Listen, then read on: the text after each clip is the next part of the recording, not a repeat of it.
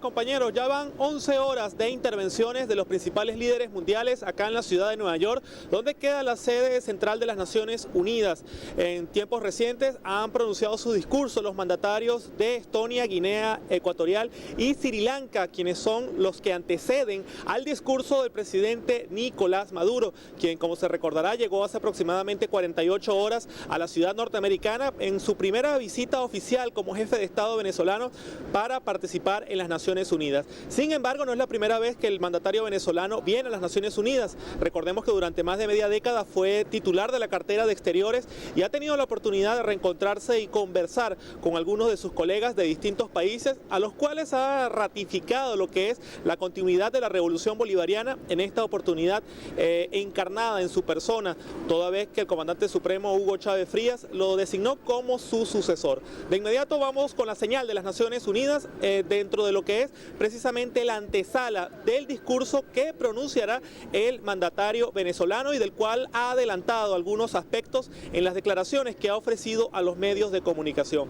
También recordemos que el día de ayer Nicolás Maduro tuvo un encuentro con la comunidad del Bronx que sirvió para esbozar lo que es su opinión en torno a la situación internacional que actualmente se ve convulsionada por lo que es la intervención de Estados Unidos en el Medio Oriente y en Ucrania, y también su apoyo a Israel durante lo que fue el genocidio en los territorios palestinos. Esto sumado también a la crisis que se vive en África con la expansión del ébola y también los requerimientos de los países en desarrollo de mayor protagonismo en estructuras como el Consejo de Seguridad de las Naciones Unidas. Numerosos presidentes latinoamericanos han pronunciado sus discursos el día de hoy y nos vamos en directo con Nicolás Maduro. Señora Presidenta, queridos hermanos y hermanas de los distintos gobiernos representados en nuestra Organización de Naciones Unidas. En primer lugar, siendo la primera vez que asisto en mi calidad de presidente de la República Bolivariana de Venezuela, quiero agradecer a la Asamblea General de Naciones Unidas, a todos sus gobiernos, a los distintos organismos del sistema de Naciones Unidas, por el homenaje sentido que de manera simultánea se rindió en la sede de la ONU de Nueva York, de Ginebra y otros lugares del mundo, al comandante Hugo Chávez, extraordinario ser humano que siempre levantó las banderas de la causa de la paz, de la igualdad, del respeto a nuestros pueblos. Es lo primero que quiero transmitir sentidamente a nombre del pueblo de Venezuela y recordarlo, invocarlo en su espíritu libertario, antiimperialista, de justicia. Queridos representantes de los gobiernos del mundo, se ha debatido durante varias décadas la necesidad de refundar la Organización de Naciones Unidas. Lo recordaban en sus discursos los presidentes que han precedido mi palabra, y en la mañana lo recordaban de manera muy sentida la presidenta Dilma Rousseff, la presidenta Cristina Fernández, el presidente Evo Morales, entre otros presidentes de nuestra América. La necesidad de hacer un proceso de reorientación, de ajuste y reajuste de todo el sistema de Naciones Unidas. Son 70 años que cumple este sistema, de creado después de finalizada la llamada Segunda Guerra Mundial, la Segunda Guerra que hubo en Europa y en algunos lugares del mundo entre 1940 y 1945. La Carta de Naciones Unidas realmente es uno de los poemas más hermosos que podemos leer. Se ha convertido realmente en un instrumento echado de lado, olvidado, que es violado de manera permanente en sus objetivos fundamentales. Las Naciones Unidas es una experiencia histórica de la humanidad que viene a marcar un hito. Nunca antes, la humanidad tuvo un centro de reunión para los asuntos de la paz, de la vida, para tramitar las soluciones a los conflictos. Nunca antes, en 7000 años de civilización conocida. Si revisamos la historia de la humanidad, es la historia de los imperios y la lucha perenne por repartirse las riquezas y los territorios del mundo.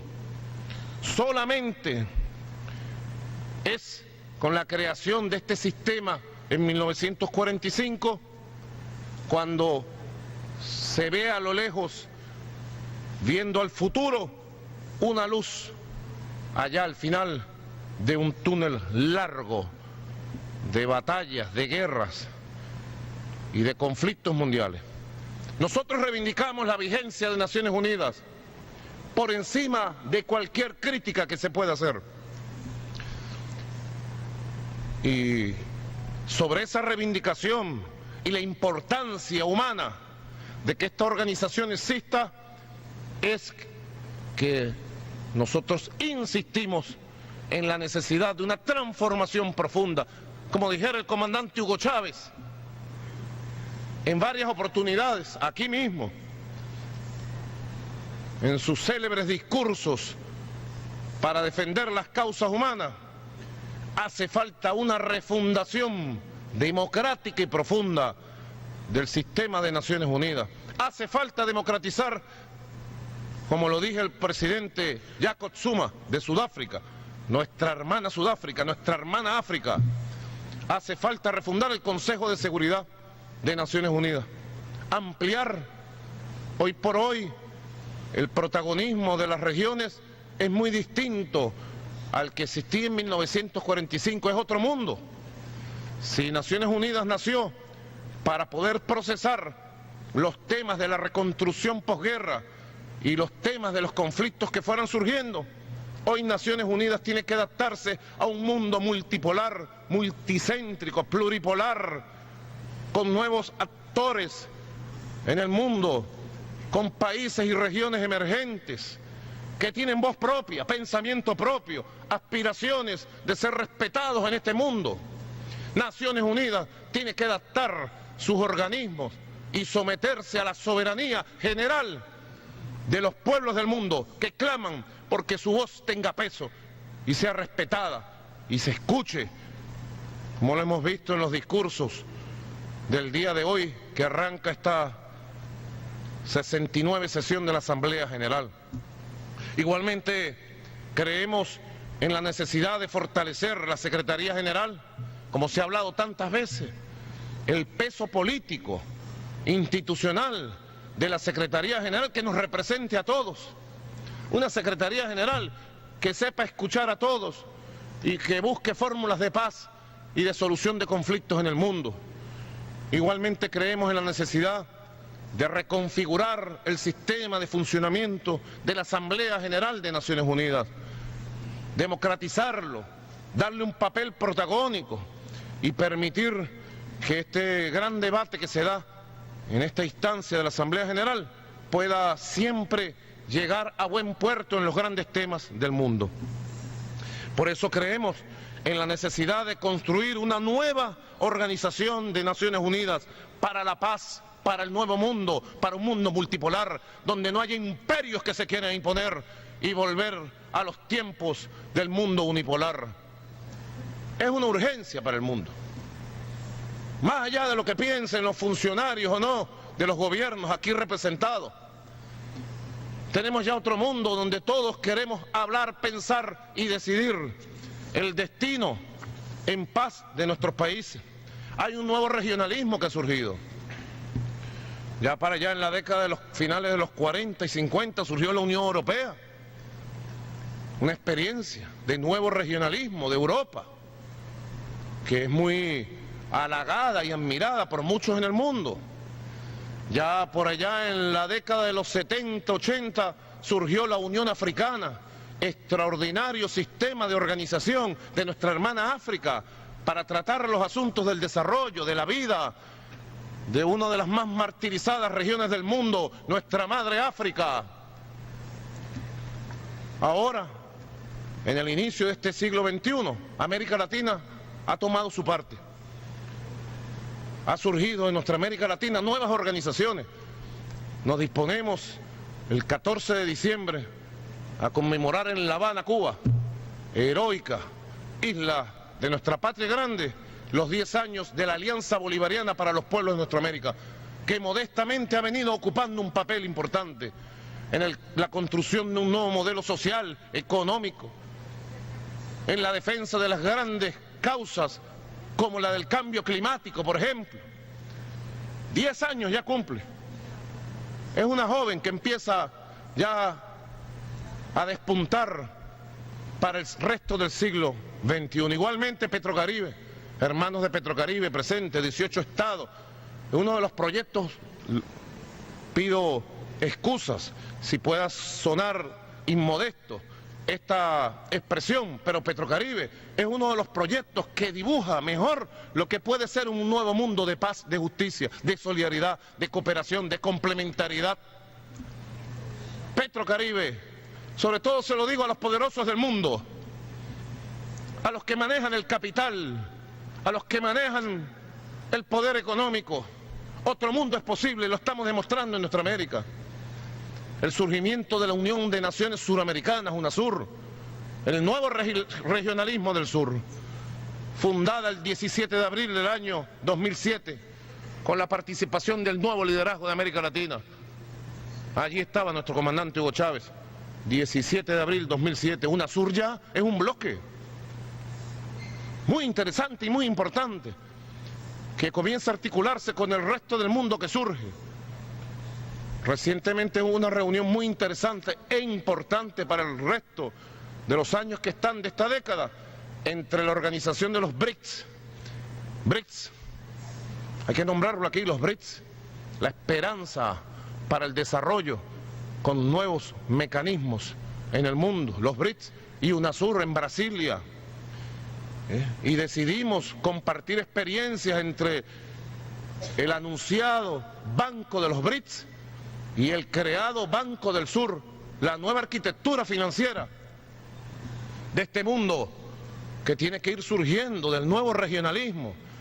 Igualmente la comunidad de estados latinoamericanos y caribeños, queridos hermanos de América Latina y el Caribe, que nació el 2 y 3 de diciembre del año 2011 allá en Caracas y se ha ido consolidando en las cumbres de Santiago de Chile, de La Habana y ahora de San José de Costa Rica en enero próximo. Un nuevo regionalismo, y América Latina se incorpora con optimismo en el nuevo regionalismo, y en base a esa experiencia van surgiendo formas para ir al establecimiento de una hoja de ruta para la refundación de la Organización de Naciones Unidas.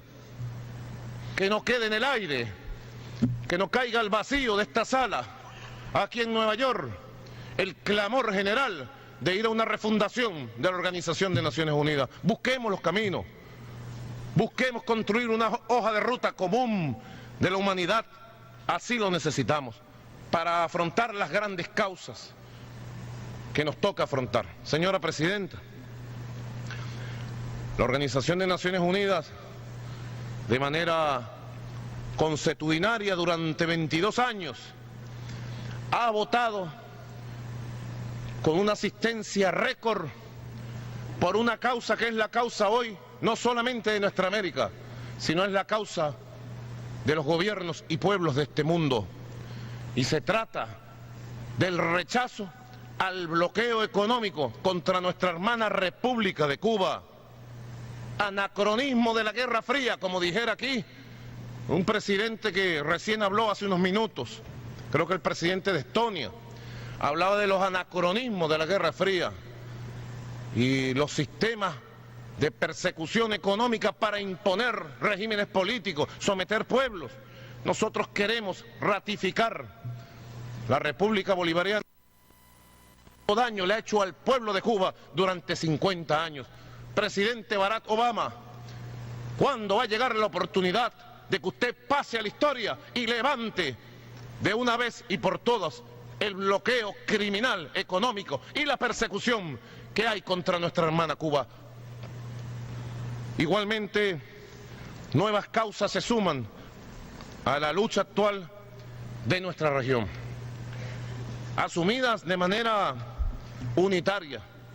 Quiero reconocer como un gran avance la decisión tomada por esta organización, por esta Asamblea General, hace 2 semanas, de apoyo a la República Argentina, a la presidenta Cristina Fernández de Kirchner, en su lucha contra los mecanismos de saqueo financiero a través de los fondos buitres. Nosotros queremos aportar todo nuestro mejor esfuerzo para que esta Asamblea General, de acuerdo a la propuesta del G77 más China, logre en un tiempo prudencial y con la más alta eficacia y calidad posible redactar un documento que se transforme en un documento de obligatorio cumplimiento para las naciones representadas en esta organización, para defendernos, sobre todo los países pobres del mundo, a los países del sur, contra las pretensiones de crear fondos buitres, para apoderarse, saquear nuestras economías, pero además para imponernos condiciones de funcionamiento económico, político, institucional. Muy peligroso el surgimiento de estos mecanismos llamados fondos buitres. Y nosotros le ratificamos a nuestra hermana República Argentina toda la solidaridad del pueblo venezolano. Y me atrevo a decir, toda la solidaridad del pueblo de la comunidad de estados latinoamericanos y caribeños.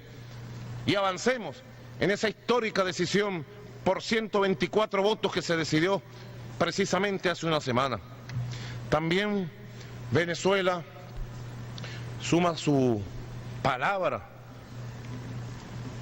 como lo hicimos en la cumbre de La Habana, en la CELAC, porque la Organización de Naciones Unidas apoye de manera más cálida, cercana, si se pudiera decir, y haga valer las decisiones que obligan a los Estados Unidos de Norteamérica a pasar a ejecutar un plan de descolonización de Puerto Rico. Puerto Rico ya ha sido decidido por la comunidad de estados latinoamericanos invitarlos a incorporarse, porque Puerto Rico es Caribe, es América Latina, Puerto Rico es nuestro. Y levanto nuestra voz para que suene en este recinto de Naciones Unidas por la liberación de un hombre que seguramente muchos de ustedes escucharán por primera vez. Presidente Jacob Zuma de Sudáfrica nos habló de Madiba, el gran Madiba, Nelson Mandela, olvidado por décadas por muchos de los que ahora tratan de reivindicarlo como que Madiba fuera representante de sus causas. ¿Está bien? Está bien. Nelson Mandela es la representación de la calidad humana, de la capacidad de resistencia que tienen los pueblos para lograr sus objetivos de justicia, de democracia, de paz.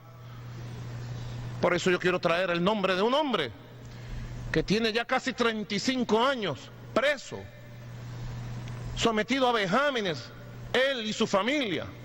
Un hombre como nosotros, de América Latina, de nuestro Caribe, un puertorriqueño. Se trata de Oscar López Rivera, el preso más antiguo, el preso político más antiguo que hoy por hoy en el mundo, y está en cárceles de los Estados Unidos, y nosotros exigimos su inmediata liberación. Oscar López Rivera, su único delito, su único pecado, luchar por la independencia de su patria, defender su bandera hermosa de una estrella de dignidad de nuestra hermana Puerto Rico. Así que son causas de nuestro tiempo histórico. Venezuela, ustedes saben, estamos haciendo una revolución popular, democrática, que empezó con un proceso constituyente impecable. Por primera vez en la historia de nuestra patria, la Constitución de la República fue debatida con un pueblo y fue aprobada por referéndum con la participación de la soberanía y el voto del pueblo venezolano. 1999. Y de allí en adelante se ha desarrollado un proceso de liberación social, política, de superación de la pobreza. Nos vamos a citar el año 2015 a ver la agenda post-2015, el cumplimiento de los objetivos del milenio. Yo les puedo decir, en nuestra patria venezolana, en la Venezuela bolivariana de nuestro comandante Chávez, afortunadamente, luego de un gran esfuerzo, Venezuela ha logrado prácticamente todos los objetivos del milenio. Hemos logrado un estado de escolarización que pasa el 90% en todos los niveles de educación pública, gratuita, de calidad, desde el nivel primario, secundario, universitario. Hemos bajado la tasa de desempleo que estuvo por encima del 20% hace 15 años, a 5.5% al cierre del año pasado, desempleo. Hemos cambiado las curvas y de un 60% de empleo precario, hoy tenemos un 60% de empleo protegido por la seguridad social y por remuneración justa y estabilidad laboral. Pudiera yo pasar aquí horas refiriéndome al avance de los objetivos de milenio. Venezuela ha asumido el rescate de su riqueza petrolera.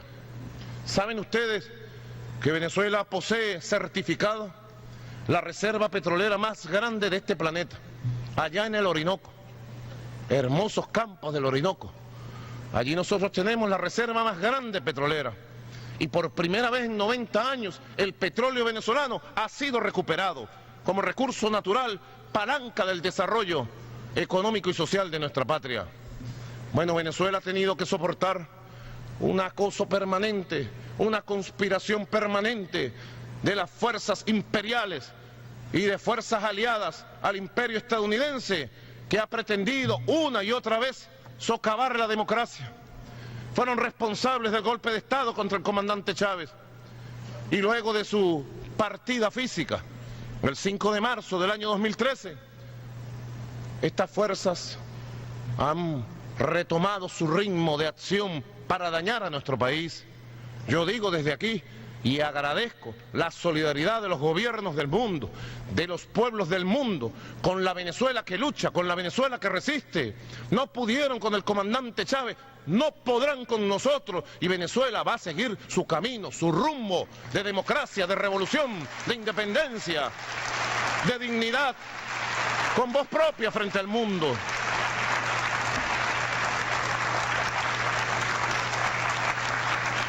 Señora Presidenta, grandes problemas están siendo enfrentados hoy por hoy. Uno, como ustedes saben, quizás la más grande amenaza es el virus que ha surgido de la fiebre hemorrágica, el ébola.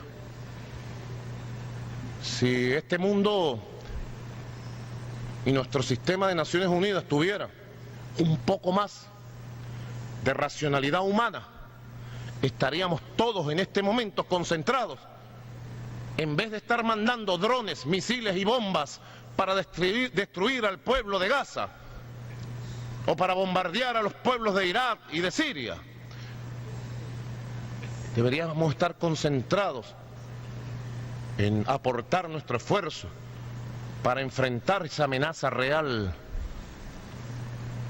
Escuché al presidente de Chad anunciar que han decidido aportar $2 millones al fondo creado por el ébola, para la investigación, para el trabajo. La República Bolivariana de Venezuela se suma decididamente con un aporte de $5 millones para todos los fondos que se están creando y apoyar a nuestra África, que es apoyar a los pueblos necesitados del mundo.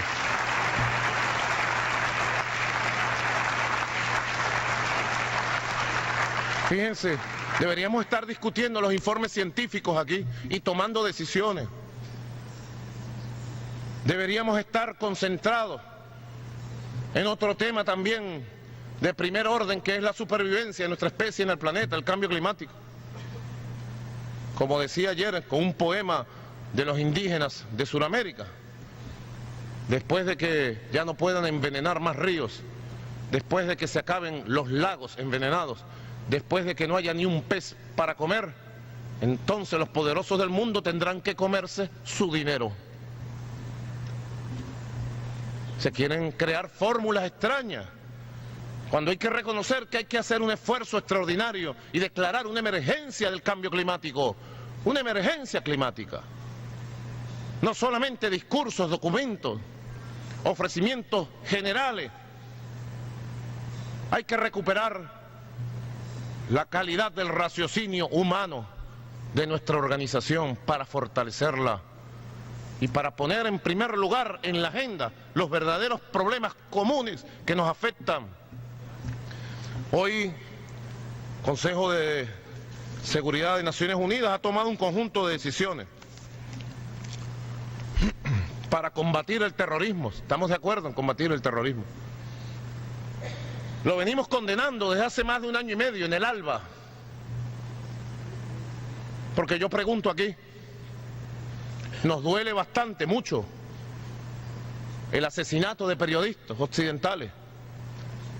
Es repugnante los métodos de estos grupos, pero no nos duele desde hace 1 año y medio cuando eran capturados niñas y niños de escuelas en Siria por estos grupos terroristas y otros, y los degollaban, y degollaban mujeres en mezquitas. ¿No duele igual? ¿O es que la vida humana vale más si es de un país y de un color que si es de otro país y de otra región? A nosotros nos duele la vida humana de la misma manera. Y por eso hemos condenado el ataque terrorista sostenido por la OTAN y por aliados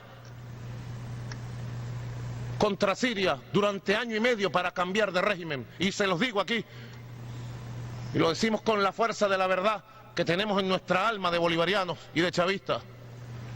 Si el gobierno de Siria hubiera sido derrocado por estos ataques insensatos e imperiales, hoy en toda esa gran región de Siria, el Líbano, Irak, Jordania, hoy por hoy se hubiera establecido un poder de estos grupos terroristas.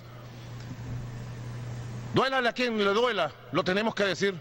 Es el presidente Bashar al-Assad y el gobierno democrático y constitucional de Siria quien ha detenido a los terroristas y los ha sufrido miles de muertos. Nosotros creemos que en vez de estar bombardeando y bombardeando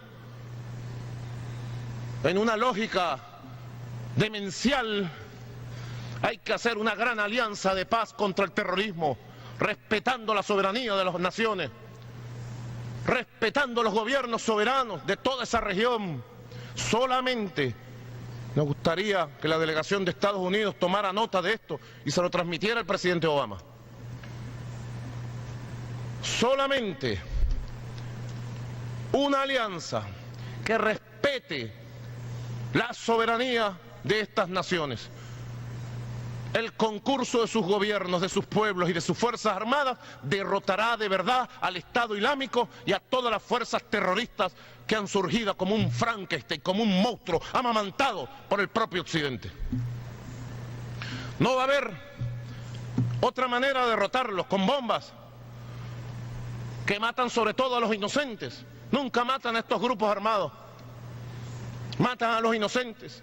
Ya basta de tanto bombardeo y tanta muerte contra el hermano pueblo árabe de Irak. Hay que convocar a los gobiernos soberanos de la República Islámica de Irán, de Irak, de Siria, del Líbano, de Jordania, de Egipto, de la región, y establecer una estrategia política, militar, cultural, comunicacional, integral, acompañada por el Consejo de Seguridad de la ONU. Lo demás es demencial. Lo demás es una locura. Fíjense ustedes lo que denunció el presidente de Chad. ¿Qué se hizo con Libia? Estimular el odio y un frente anti-Gaddafi. Hay que acabar con Gaddafi. ¿Y qué está pasando hoy con Libia? Es un territorio de tráfico de armas, de explosivos, de grupos, de bandas terroristas que controlan por pedazos y que han acabado con la historia hermosa de ese pueblo, nuestro hermano pueblo de Libia. Es una carrera demencial a la violencia, más terrorismo, un mundo más inseguro, ha salido de la mano demencial de quienes dirigen y toman decisiones en estos organismos. Estamos a tiempo. Nosotros modestamente aportamos nuestra voz, nuestra propuesta, modestamente.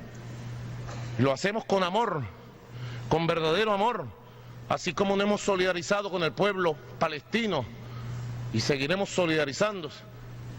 El ALBA, desde Venezuela, ha abierto, como saben ustedes, un puente aéreo de apoyo logístico, modestamente, a alimentos, medicinas, frazadas, a apoyo al pueblo de Palestina, que sufrió hace muy poco una arremetida verdaderamente brutal.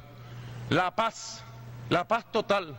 Nuestra organización debe refundarse para buscar entre todos la paz total. No es la amenaza del uso de la fuerza, ni el uso de la fuerza, ni la conspiración interna para derrocar gobiernos como el que yo presido, los que nos van a llevar a una paz estable. No, es el respeto al derecho internacional lo que nos va a llevar a una paz estable, a una seguridad total. Por último, señora Presidenta, quiero agradecer todo el apoyo de esta Asamblea General. El próximo año 2015, Venezuela, por el apoyo de ustedes, asume la presidencia del Movimiento de Países No Alineados. Durante 3 años asumimos la presidencia del Movimiento de Países No Alineados. Y modesta y humildemente aspiramos verdaderamente a jugar un papel para motorizar, para dinamizar todo el proceso hacia la refundación de la Organización de Naciones Unidas.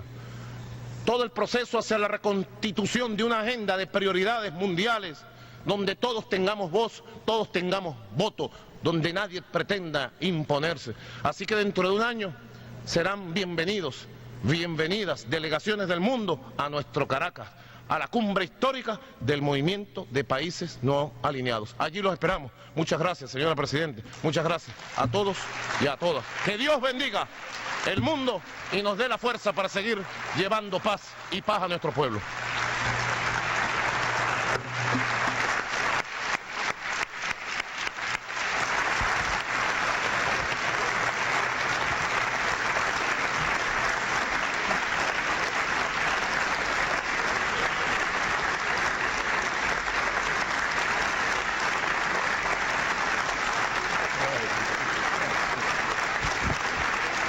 On behalf En nombre de la Asamblea General. Bien, estamos escuchando entonces la señal en vivo desde la ciudad de Nueva York a propósito de lo que ha sido esta histórica primera intervención como presidente de la República Bolivariana de Venezuela del presidente Nicolás Maduro, quien ha dejado claro lo que es el mensaje no solo de Venezuela, sino de toda la región latinoamericana a propósito de esta Asamblea General de las Naciones Unidas, donde la acción y no solamente los discursos debe ser el norte que guíe la acción de los países en el convulsionado escenario internacional que estamos viviendo. Para las personas que se incorporan a esta hora a nuestra señal, también vamos a traerles a ustedes lo que fue la serie de discursos de los líderes latinoamericanos acá en la ONU. Y vamos a comenzar con Brasil, ya que la presidenta de esta nación, Dilma Rousseff, abrió hoy los debates de la Asamblea exhortando a un relanzamiento de la economía mundial y la reforma del Consejo de Seguridad y otras instituciones mundiales, cuyo reparto de poder calificó textualmente de inaceptables. Y citamos lo siguiente: es necesaria una verdadera reforma del Consejo de Seguridad para darle eficacia, afirmó Rousseff, cuyo país reclama desde hace ya varios años formar parte del órgano decisorio de las Naciones Unidas como miembro permanente. En este sentido, escuchemos qué dijo la mandataria brasileña. El Consejo de Seguridad de las Naciones Unidas ha tenido algunas dificultades en cuanto a promover la resolución pacífica de esos conflictos. Y para superar ese estancamiento, una verdadera reforma del Consejo de Seguridad será necesaria, un proceso que llevamos arrastrando desde hace demasiado tiempo.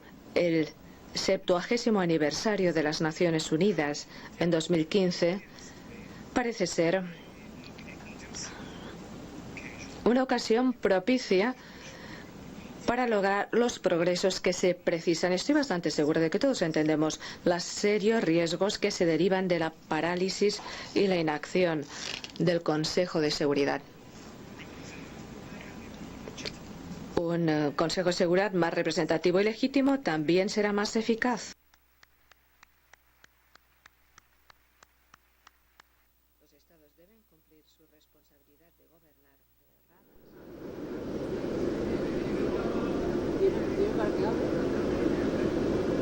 Otro de los presidentes que también tuvo la oportunidad de hablar acá en las Naciones Unidas es el de Chile, en este caso representado por la presidenta Michelle Bachelet, quien dijo que su gobierno va a lanzar una agenda de productividad y crecimiento que impulse la economía y restituye el camino hacia el pleno desarrollo en Chile. También mostró su deseo de llevar adelante reformas políticas que profundicen la democracia y su derecho legítimo al progreso. Escuchemos qué dijo precisamente la mandataria chilena.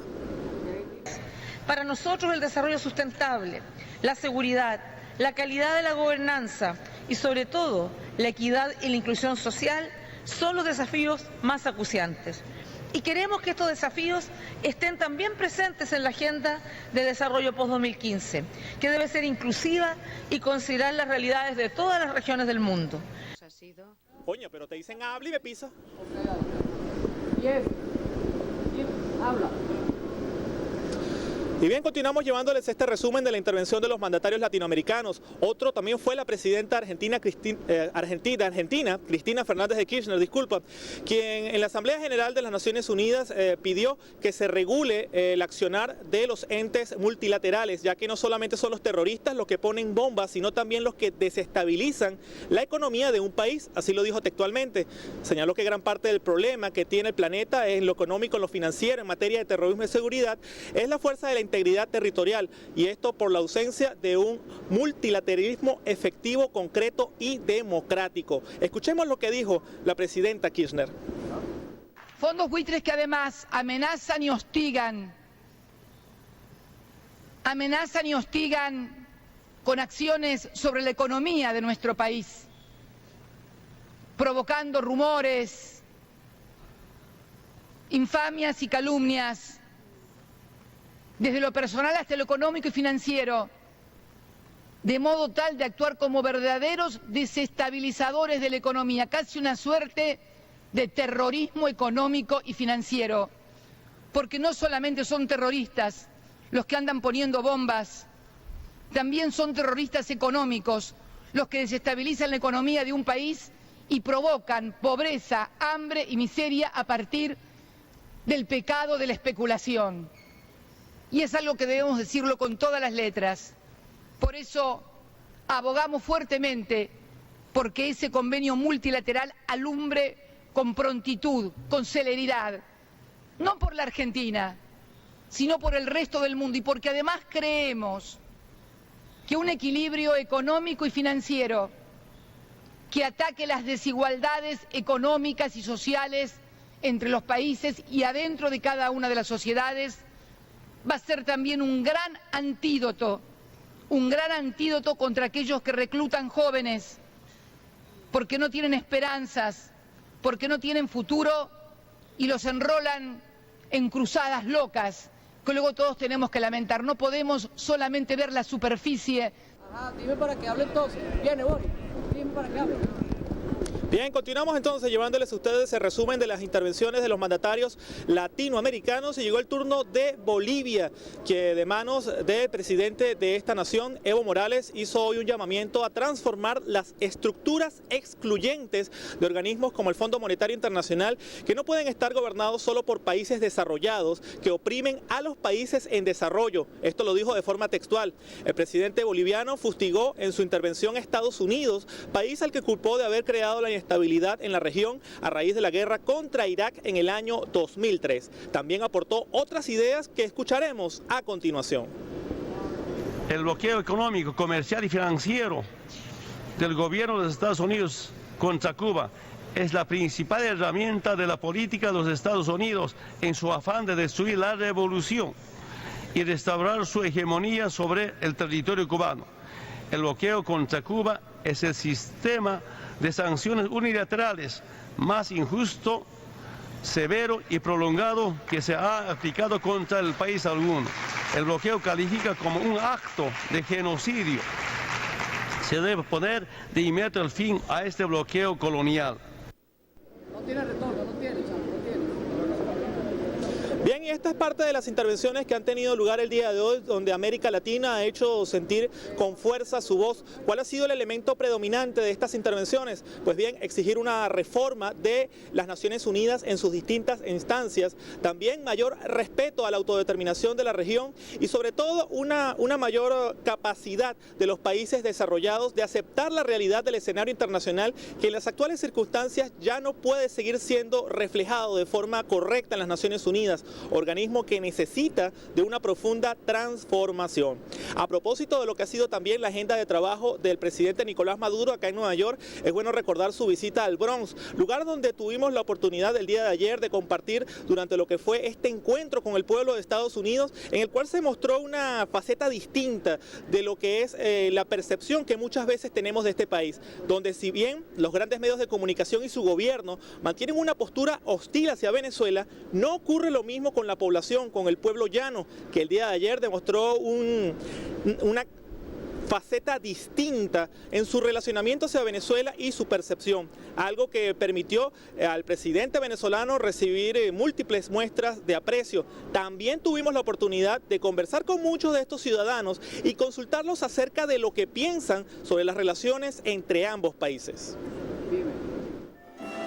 Desde la comunidad del Bronx en Nueva York, el presidente de la República, Nicolás Maduro, en compañía de la primera combatiente Cilia Flores, fue recibido por movimientos sociales y progresistas de Estados Unidos.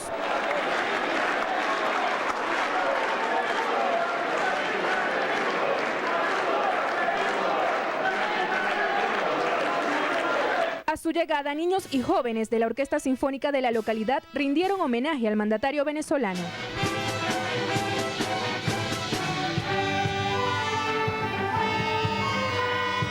Iniciada la actividad, voceros de los movimientos sociales reconocieron el impacto de las políticas sociales implementadas en Venezuela por el gigante de América, Hugo Chávez. Nosotros en el movimiento laboral tratamos de continuar creciendo y llevar el mensaje a la comunidad de que todos los trabajadores deben no ganar el salario mínimo, sino que deben ganar un salario que les permita vivir. Estas son las políticas que creo que el presidente Maduro cree, igual que creía el presidente Hugo Chávez. El mandatario venezolano destacó el resurgir de la izquierda latinoamericana y de gobiernos progresistas en la región, así como la creación de mecanismos de integración como la CELAC, el ALBA y UNASUR. El siglo XXI será el siglo latinoamericano, el siglo de la nueva independencia. Ya lo comienza a hacer, y el proceso brasilero con Lula, con Dilma, con el Partido de los Trabajadores, con los movimientos sociales, el Frente Amplio en Uruguay, el peronismo kirchnerista con la presidenta Cristina Fernández. Por su parte, el fundador de la Corporación de Energía para los Ciudadanos, Joseph Kennedy, agradeció la ayuda permanente que ha prestado Venezuela a los más pobres de Estados Unidos con el programa de asistencia para la calefacción. Hemos tenido el honor de poder distribuir literalmente a casi 1 millón de familias ayuda para la calefacción que Venezuela ha estado dando a los más pobres de este país durante más de 10 años. Más de 10 años. Estos caminos también los recorrió nuestro comandante. Los recorrió y dejó una huella imborrable, inolvidable, de solidaridad, de amor, que hoy los pueblos de los Estados Unidos le reconocen. Gracias a ustedes. Gracias, queridos amigos. El jefe de Estado venezolano exigió la libertad de los 3 cubanos y del puertorriqueño Oscar López, quien cumplirá 33 años preso en Estados Unidos por el supuesto delito de conspiración. Presidente Barack Obama, creo que le quedan 2 años como presidente. En estos 2 años, lance mensajes que queden para el tiempo y que lo hagan trascender con algún recuerdo positivo por parte de los pueblos. Denle la libertad a Oscar López Rivera, denle la libertad a los 3 cubanos que estaban luchando contra el terrorismo y que están injustamente secuestrados.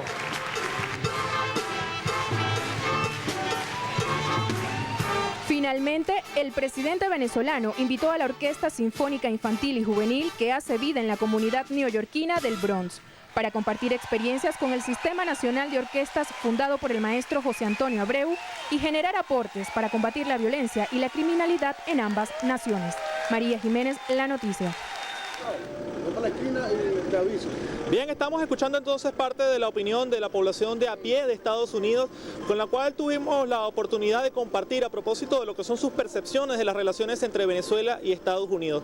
Quizás lo más importante de lo que es esta situación que hemos podido percibir es que la opinión de estas personas ocurre en un país en el cual hay un fuerte componente mediático, corporativo y empresarial que atenta contra una comunicación libre y plural por parte de los ciudadanos de esta nación. Sin embargo, podemos ver cómo a veces la verdad termina llegando a la población que resiste este tipo de mensajes y se forma una opinión propia de lo que realmente ocurre en las relaciones de Venezuela con Estados Unidos y lo que pretenden hacer creer las grandes corporaciones mediáticas. También sobre el tema de Barack Obama es importante destacar que el día de hoy acudió al Consejo de Seguridad de las Naciones Unidas a solicitar una medida especial a objeto de permitir una resolución en la cual se pueda frenar lo que es el flujo de personas de países extranjeros hacia los grupos terroristas, y esto obedece a la dramática situación que se está presentando en Irak y Siria con la ofensiva del ejército del Estado Islámico, el cual en este momento no solamente cuenta con combatientes del Medio Oriente, sino también provenientes de países como Europa, donde se calcula al menos existen 2.000 combatientes europeos integrados al ejército del Estado Islámico, y también al menos un centenar de ciudadanos estadounidenses que han regresado a Estados Unidos y ahorita se encuentran en este país, algo que mantiene en vilo a los servicios de seguridad de esta nación, que han tenido que verse en la necesidad de solicitar a las Naciones Unidas su cooperación para poder aprobar esta resolución. Cualquiera que hace 10 años haya tenido la duda de si la invasión a Irak era la actitud y la decisión correcta, hoy puede estar convencido de que fue un error y de que fue moralmente inaceptable, ya que ha tenido 11 años luego que venir Barack Obama a solicitar esta resolución, casualmente cuando hace 10 años George W. Bush, desoyendo lo que fue la posición de la ONU, decidió atacar unilateralmente con el apoyo de Inglaterra a Irak.